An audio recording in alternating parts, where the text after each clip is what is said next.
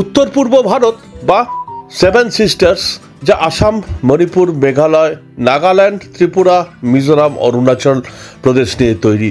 এই seven sisters আন্তর্জাতিক সীমারেখা দিয়ে ঘেরা এক অসাধারণ প্রাকৃতিক সমৃদ্ধ বিশিষ্ট, যা 10-15 বছর আগেও পর্যটন শিল্পে এক ভাটার সৃষ্টি করে রেখেছিল। মানুষ বেশি যেত না, আর আজ সেখানে পর্যটন শিল্পের জোয়ার এসেছে। আমি আজ এই পর্বে তুলে ধরব সেই সেভেন সিস্টার্সের অন্যতম সিস্টার্স ছোট্ট মেঘের রাজ্য মেঘালয়ের সমস্ত পর্ব। আর মেঘালয় যাওয়ার জন্য সবার প্রথমে আমরা চলে গিয়েছিলাম গুয়াহাটি, আর প্রথম পর্বে তাই কলকাতা থেকে গুয়াহাটি যাওয়ার সমস্ত গল্প আর তার কামাখ্যা মন্দির দর্শন। গুয়াহাটির কামাখ্যা মন্দির দর্শন দিয়ে শুরু হয়েছিল আমাদের সেই মেঘালয় যাত্রা। দেখাই, চলুন শুরু করা যাক আমার সেই মেঘালয় সিরিজের আজ প্রথম পর্ব।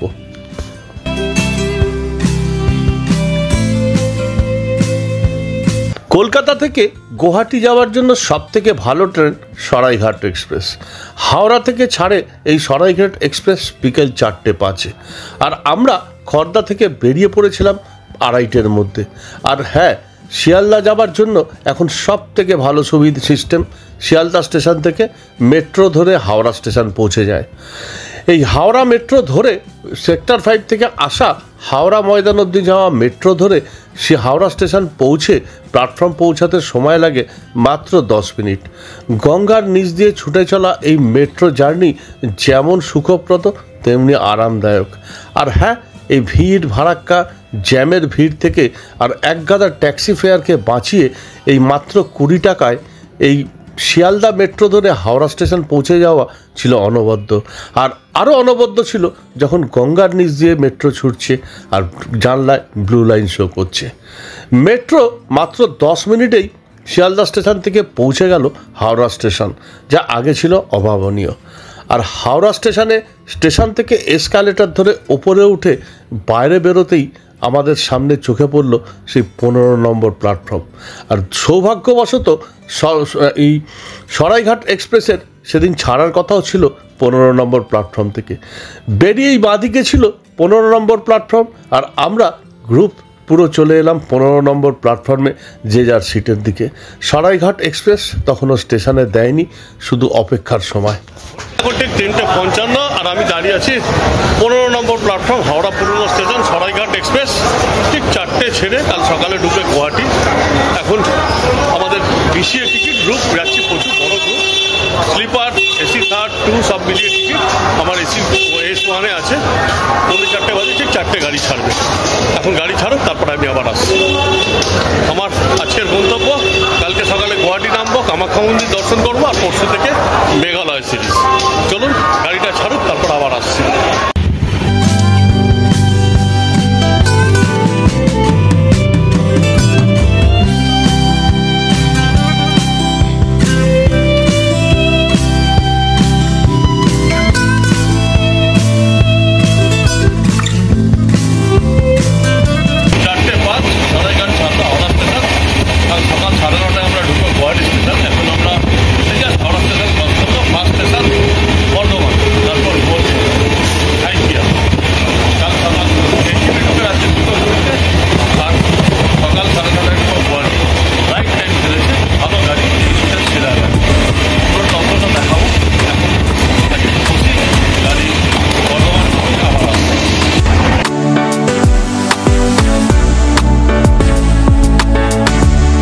ঠিক 4:05 বিকেল, সরাইঘাট এক্সপ্রেস 1 2 3 4 5।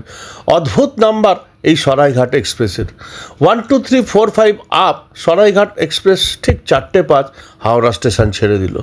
আর এই ট্রেন গুয়াহাটি যাওয়ার জন্য সেরা ট্রেন। আরও অনেক ট্রেন আছে, শিয়ালদা থেকে কাঞ্চনজঙ্ঘা, হাওড়া থেকে কামরূপ, অনেক ট্রেন থাকা সত্ত্বেও সরাইঘাটের টাইমিং সব থেকে ভালো এবং সময় কম নেয়।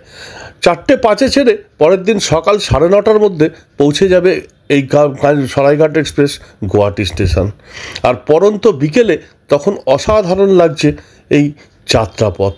পৌঁছে গেলাম গুয়াহাটি রাইট টাইম। বাজে ঘড়িতে ঠিক 7:30, গাড়ি দুর্দান্ত যাচ্ছে। বাইরের ওয়েদার বৃষ্টি পড়ছে, বেশ ভালো ঝড়ে বৃষ্টি পড়ছে। আমরা প্রায় গুয়াহাটির কাছাকাছি একদম গাড়ি রাইট টাইম 9:30 গাড়ি ঢুকে যাবে। প্রচণ্ড ভালো ঘুমিয়েছি, তার জন্য রাত্রিবেলা এত ভিড় ট্রেনে ব্লক করা সম্ভব হয়নি। গুয়াহাটি স্টেশনে নামবো, ট্রেনে দেখাবো, অসম্ভব বৃষ্টি হচ্ছে, অসম্ভব। দেখুন কীরকম বৃষ্টি হচ্ছে।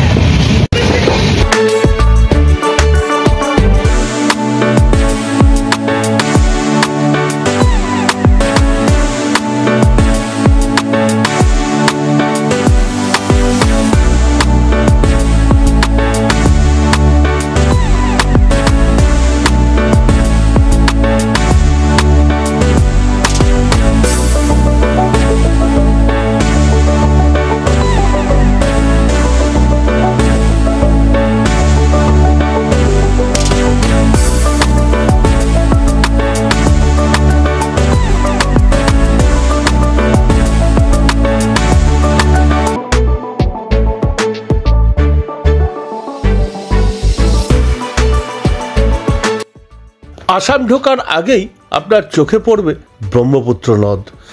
বিরাট বড় এই ব্রহ্মপুত্র নদই আসামের অন্যতম প্রধান নদী, যা বর্ষাকালে ভয়ঙ্কর চেহারা নেয় আর ডুবিয়ে দেয় পুরো নর্থ ইস্টকে। মেঘলা আকাশ, মাঝে মাঝে বৃষ্টি পড়ছে, আর ব্রহ্মপুত্র ব্রিজের ওপর দিয়ে তখন ট্রেন ছুটছে। অসম্ভব সুন্দর লাগছে এই সকালবেলার ব্রহ্মপুত্রের ছবি। ব্রহ্মপুত্র তখন ভরা জল। আস্তে আস্তে গাড়ি ব্রহ্মপুত্র ক্রস করে, ব্রহ্মপুত্র ব্রিজ ক্রস করে পৌঁছে গেল কামাখ্যা স্টেশন, একদম গুয়াহাটি স্টেশনের আগের স্টেশন। কামাখ্যা থেকে গুয়াহাটি মাত্র 10 মিনিটের রাস্তা। তখন আমরা রেডি হচ্ছি, প্রস্তুত হতে শুরু করলাম আজকে আমাদের প্রথম দিনের যাত্রা। গুয়াহাটি হোটেল পৌঁছেই ছুটে চলা কামাখ্যা মন্দির দর্শনের। 9টা বাজে দাঁড়িয়ে আছি কামাখ্যা স্টেশন, গুয়াহাটির ঠিক আগের স্টেশন। এখান থেকে আর 7 কিলোমিটার গুয়াহাটি, 10 মিনিট লাগবে। গাড়ি অনেক বিফোর টাইম, প্রায় আধ ঘন্টা বিফোর টাইমে ঢুকছে। গুয়াহাটি স্টেশনে আমাদের গাড়ি থাকবে, আমরা গ্রুপ নিয়ে যাচ্ছি। আগে হোটেলে ঢুকবো, ফ্রেশ হবো, তারপরে আমরা চলে যাব আজকে আমার প্রথম দিনের গন্তব্য কামাখ্যা মন্দির। পুরো তথ্য আমি তুলে ধরবো আপনাদের সামনে। এখন দাঁড়িয়ে আছি কামাখ্যা স্টেশন, আগে গাড়ি ছাড়ুক, গুয়াহাটি স্টেশনে নেমে আবার দেখা হচ্ছে।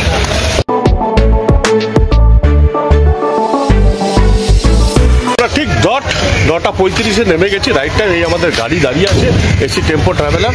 আমরা আগে হোটেলে যাব, হোটেলে গিয়ে ফ্রেশ হবো। 1 নম্বর প্ল্যাটফর্মে গাড়ি দিয়েছে, সুবিধা হয়েছে, পার্কিংয়ে গাড়ি ছিল। আমরা উঠে আগে হোটেলে যাব, ফ্রেশ হবো, তারপরে লাঞ্চ করে আমাদের আজকে ফার্স্ট গন্তব্য হচ্ছে কামাখ্যা মন্দির। এই আমাদের সবাই উঠছে, গাড়িতে উঠছে এখন আমাদের এই টেম্পো ট্রাভেলার।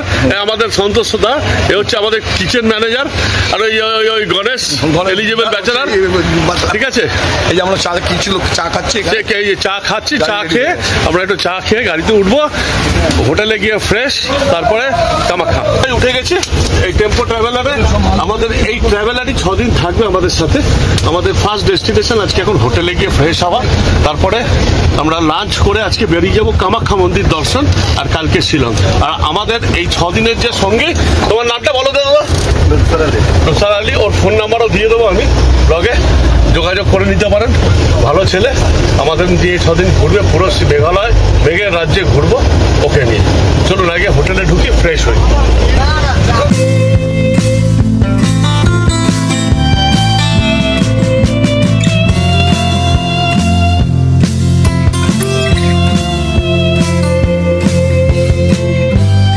গুয়াহাটি আসামের রাজধানী। দিসপুর গুয়াহাটি বলা হয় উত্তর পূর্ব ভারতের প্রবেশদ্বার। আমরা গুয়াহাটি স্টেশনে পৌঁছে গেলাম একদম ঠিক সময় 9:30। বাইরেই দাঁড়িয়েছিল আমাদের ফোর্স ট্রাভেলার গাড়ি। আমরা ওই গাড়িতে চলে এলাম প্রথমে হোটেলে, ফ্রেশ হয়ে লাঞ্চ করেই আমাদের আজকের প্রথম গন্তব্য 51 সতীপীঠের অন্যতম সতীপীঠ এবং আদি শক্তিপীঠ কামাখ্যা মন্দির দর্শনে। ছুটলাম সেই কামাখ্যা মন্দির দর্শনে। অসাধারণ কামাখ্যা মন্দির ছিল আমাদের কাছে এক দুর্দান্ত অভিজ্ঞতা। চলুন এবার দেখাই সেই কামাখ্যা মন্দির দর্শন আর তার ইতিহাস।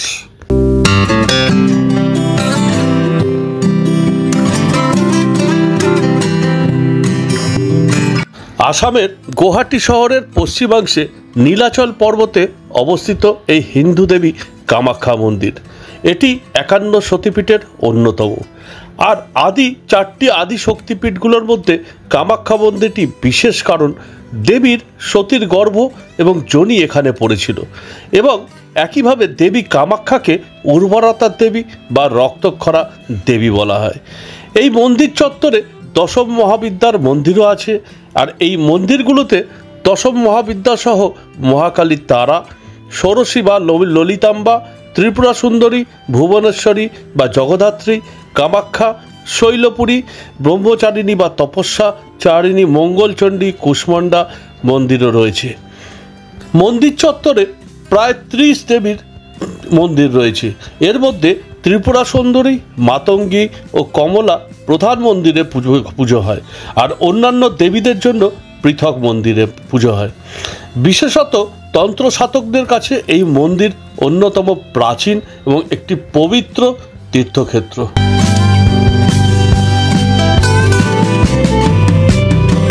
আমরা এসে পৌঁছে গেছি কামাখ্যা মন্দির। কামাখ্যা মন্দির কিন্তু 51 সতীপীঠের অন্যতম পীঠ, 51 পীঠের অন্যতম পীঠ এবং খুব মহা জাগ্রত পীঠ। এখানে মায়ের যোনি পড়েছিল এবং এই জাগ্রত পীঠ এখানে, স্যার আপনি সবাইকে নিয়ে আসুন, আমরা আগাচ্ছি। ভীষণ জাগ্রত পীঠ। এখানে দশম মহাবিদ্যা রূপের সমস্ত রূপ এখানে দেখা যায়। তন্ত্র সাধনার পীঠস্থান এই কামাখ্যা। পুরো মন্দিরটা দেখাবো, তার ইতিহাস আমি জানাবো। আগে মন্দিরের ভেতরে ঢুকি। বিগ্রহের ছবি তুলতে দেবে না, বাইরে থেকে যতটা দেখানো যায় ততটাই দেখাবো এবং পুরোটা দেখি।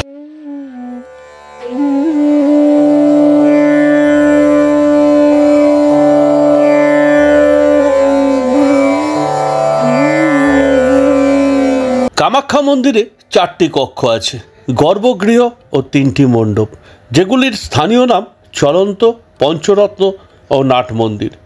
গর্ভগৃহটি পঞ্চরথ স্থাপত্য শৈলীতে নির্মিত, আর অন্যগুলোর স্থাপত্য তেজপুরের সূর্য মন্দিরের সমতুল্য।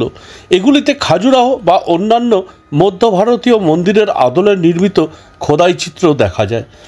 গর্ভগৃহটি আসলে ভূগর্ভস্থ একটি গুহা। এখানে কোনো মূর্তি নেই। ছোট অন্ধকারাচ্ছন্ন সরু খাড়াই সিঁড়ি বেয়ে পেরিয়ে এখানে পৌঁছতে হয়। ভিতরে ঢালু পাথরের একটি খণ্ড আছে, যেটি যোনি আকৃতি বিশিষ্ট। প্রায় 10 ইঞ্চি গভীর একটি গর্ত দেখা যায়। একটি ভূগর্ভস্থ প্রস্রবণের জল বেরিয়ে এসে এই গর্তটি সবসময় ভর্তি রাখে। এই শিলাখণ্ডটি দেবী কামাখ্যা নামে পূজিত এবং দেবীর পীঠ হিসেবে প্রসিদ্ধ।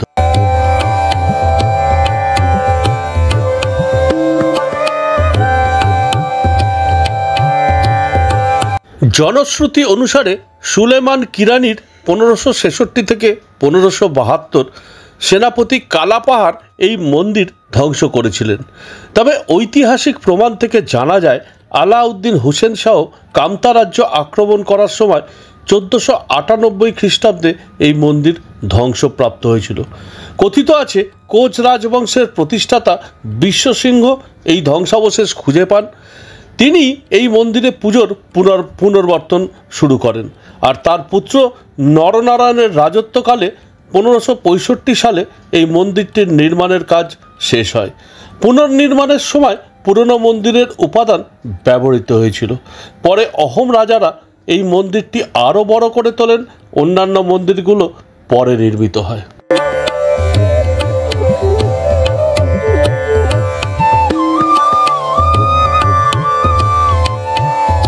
প্রাচীনকালে কামাখ্যা ছিল খাসি উপজাতির বলিদানের জায়গা। এখনও বলিদান এখানে পুজোর অঙ্গ। এখানে অনেক ভক্তই দেবীর উদ্দেশ্যে ছাগল বলি দেন। কালিকা পুরাণ অনুসারে কামাখ্যায় পুজো করলে সকল ইচ্ছা পূর্ণ হয়। শিবের তরুণী স্ত্রী ও মোক্ষদাত্রী শক্তি কামাখ্যা নামে পরিচিত। 12 খ্রিস্টপূর্বাব্দে নীলাচল পর্বতে মঙ্গলরা আক্রমণ করলে প্রথম তান্ত্রিক কামাখ্যা মন্দির ধ্বংস হয়েছিল। দ্বিতীয় তান্ত্রিক মন্দিরটি ধ্বংসপ্রাপ্ত হয়েছিল তারও পরে মুসলিম আক্রমণের সময়। আসামে অন্যান্য দেবীদের মতে দেবী কামাখ্যার পুজোতেও আর্য ও অনার্য সংস্কৃতির মিশ্রণ দেখা যায়। দেবীকে যেসব নামে পূজা করা হয় তার মধ্যে অনেক স্থানীয় আর্য ও অনার্য দেবদেবীর নাম আছে। যোগিনী তন্ত্র অনুসারে এই যোগিনী পীঠের ধর্মের উৎস কিরাতদের ধর্ম। আর বাণীকান্ত কাকতির মতে গারো উপজাতির মানুষেরা কামাখ্যায় শূকর বলি দিত। এই প্রথা নরনারায়ণ কর্তৃক নিযুক্ত পুরোহিতদের মধ্যেও দেখা যেত।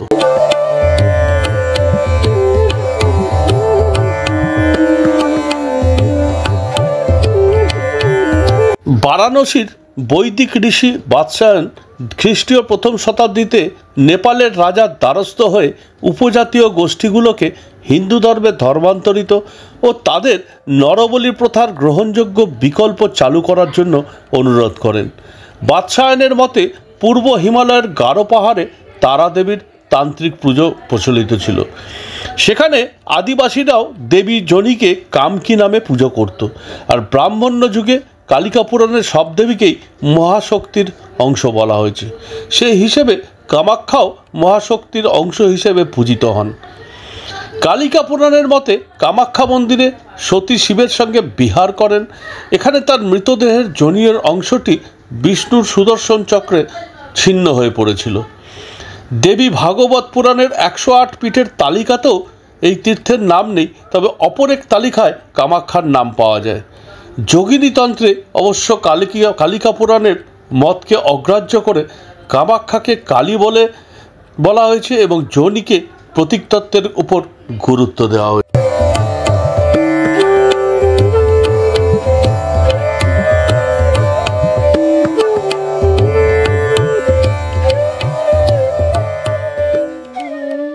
তন্ত্র সাধনার কেন্দ্র হওয়ায় বার্ষিক অম্বুবাচী মেলা অনুষ্ঠানে এখানে প্রচুর মানুষ আসেন। এছাড়াও বার্ষিক মনসা পূজাও মহাসমারোহে আয়োজিত হয়।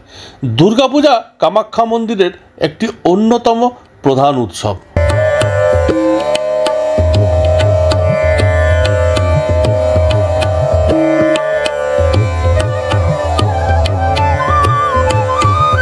কামাখ্যা মন্দির দর্শনের জন্য সবথেকে ভালো উপায় আগে থেকে অনলাইনে ভিআইপি কোটায় 500 টাকা দিয়ে স্লট বুকিং করে আসা। অন্যথায় এখানে এসে কিন্তু গর্ভগৃহে যাওয়ার সুযোগ নাও হতে পারে। সেক্ষেত্রে বিনামূল্যে এখানে পাস পাওয়া যায়, কিন্তু তার দীর্ঘ লাইন সময় সাপেক্ষ। আর এছাড়াও 4 থেকে 5 ঘন্টা আপনি ধরেই আসবেন এই কামাখ্যা মন্দিরের পুরো দর্শন। আর ভিআইপি পাস থাকলে সঙ্গে সঙ্গে টাইম অনুযায়ী লাইনে দাঁড়ালেও সেখানেও প্রায় 2.5 থেকে 3 ঘন্টা আপনার লেগে যাবে কামাখ্যা মন্দিরের গর্ভগৃহ দর্শনে। মন্দিরের ভেতরে দর্শন করেছি, যদিও গর্ভগৃহে যেতে পারিনি, কারণ গর্ভগৃহের জন্য আপনাকে নয় ভিআইপি পাস নিতে হবে, নয় সাধারণ কুপন নিতে হবে, এবং ওটা অনেকক্ষণের লাইনের ব্যাপার আছে। কিন্তু প্রতিমা দর্শন আর ভেতরের সমস্ত বিগ্রহ দর্শনগুলো আমাদের খুব ভীষণ সুন্দর করেছে। খুব বেশি ভিড় তাও নয়, অসম্ভব সুন্দর শান্তির পরিবেশ। এই জায়গা হচ্ছে তন্ত্র সাধনার পীঠস্থান। দেখাই আপনাদের সেই তন্ত্র সাধনার পীঠস্থান। অনেক গল্প আছে, সমস্ত ইতিহাস আমি তুলে ধরবো এই কামাখ্যা মন্দির। সতীপীঠের অন্যতম পীঠ এই কামাখ্যা পীঠ, চণ্ডীপীঠ, এবং ভীষণ জাগ্রত এবং শক্তিশালী পীঠ। সেই পীঠের সমস্ত ইতিহাস আমি জানিয়ে দেব।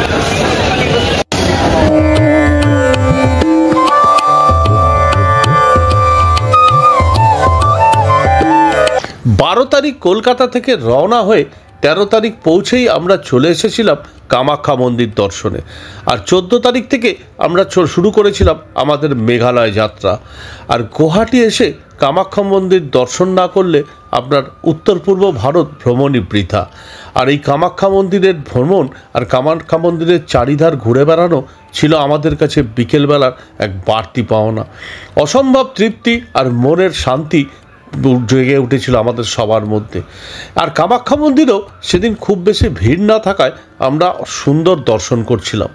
যদিও মন্দিরের ভেতরের অংশের ছবি কোনোভাবেই তুলতে দেওয়া হয় না, তাই যা ফটোগ্রাফি আমরা করতে পেরেছিলাম সেটা সমস্তটাই বাইরের অংশ, ভেতরের ছবি কোনোভাবেই তোলা যাবে না। আর কামাখ্যা মন্দির দর্শন করে এবার আমাদের বেরিয়ে পড়ার পালা, হোটেলে ফেরার পালা। পল্টন বাজারের কাছেই আমাদের হোটেল ছিল। সেই হোটেলে ফেরার পথে চোখে পড়ল ব্রহ্মপুত্র নদ। আর রাতের বেলায় সেই ব্রহ্মপুত্রের রূপ অসাধারণ।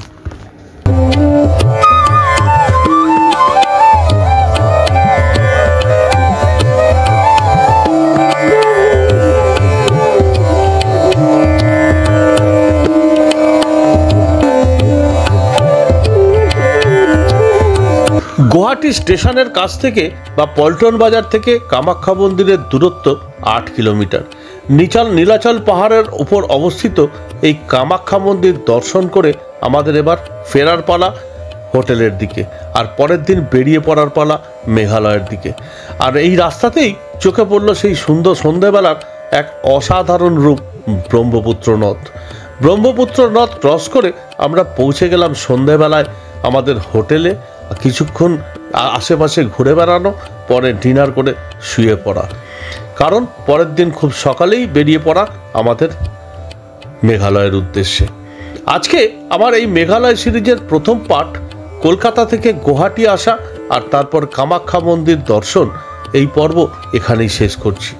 যদি ভালো লাগে অবশ্যই লাইক, শেয়ার, কমেন্ট করুন, আর হ্যাঁ, চ্যানেলটা সাবস্ক্রাইব করুন। আর আজকে আমার এই পর্ব এখানেই শেষ করছি। দেখা হচ্ছে আবার আগামী পর্বের আরেক নতুন জায়গা, অসাধারণ মেঘের রাজ্যের সেই মেঘালয়ের সমস্ত গল্প নিয়ে। পুরো মেঘালয় সিরিজ নিয়েই আসছি আমি পরের পর্ব থেকে। আজকে আমার পর্ব এখানেই শেষ। ভালো থাকবেন। Good night.